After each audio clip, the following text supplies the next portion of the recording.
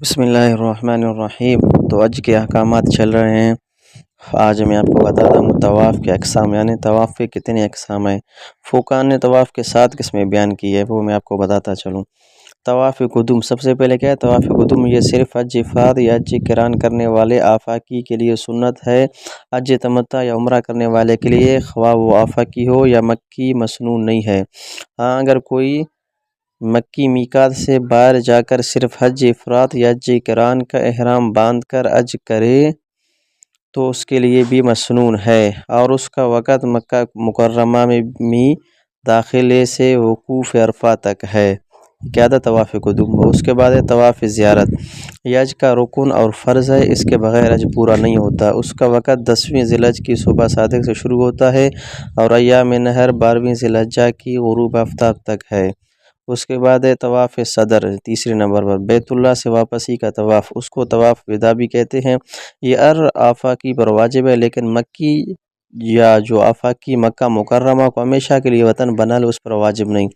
یہ تینوں طواف حج کے ساتھ مخصوص ہیں۔ چوتھے نمبر پر طواف عمرہ، یہ عمرہ میں رکن اور فرض ہے، جو شخص عمرہ کا احرام باندھے اس پر یہ طواف لازم ہے۔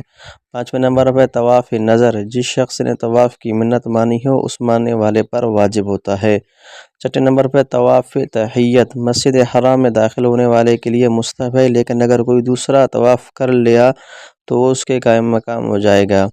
ساتویں نمبر پر طواف نفل، یہ طواف سب کے لیے نیکیوں میں اضافہ کا باعث ہے، جس وقت جی چاہے جتنے چاہے اور موقع ملے کیا جا سکتا ہے۔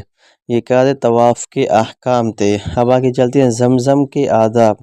دنیا کے تمام پانیوں میں سے سب سے افضل زمزم کا پانی ہے۔ حضور اکرم صلی اللہ علیہ وسلم کے ساتھ جب بھی شک صدر کے واقعات پیش آئے تو آپ صلی اللہ علیہ وسلم کے دل مبارک کو زمزم کے ساتھ دھویا گیا، بخاری اور مسلم کی حدیث ہے۔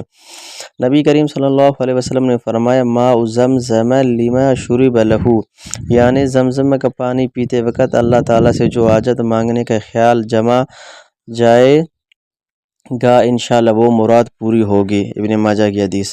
نبی کریم صلی اللہ علیہ وسلم ماہ مبارک تھا کہ زمزم کو خصوصیت کے ساتھ اپنے ساتھ لے جاتے تھے۔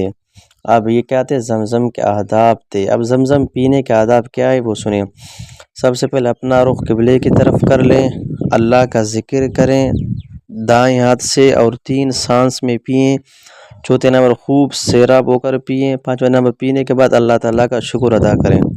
حضرت عبداللہ بن عباس رضی اللہ عنہما زمزم پیتے وقت یہ دعا پڑھا کرتے تھے، اللہم انی اسألک علما نافعا ورزقا واسعا وشفاء من کل داء، اے اللہ میں تجھ سے نفع دینے والے علم اور فراخی والے رزق اور ہر مرض سے شفا کا سوال کرتا ہوں۔ یہ کیا تھے؟ طواف کے اقسام۔ کتنے طواف اقسام ہیں؟ 7 اقسام۔ اس کے بعد زمزم پینے کا آداب اور جو حدیث میں زمزم کی فضیلت ہے وہ آپ کو بتا چکا ہوں۔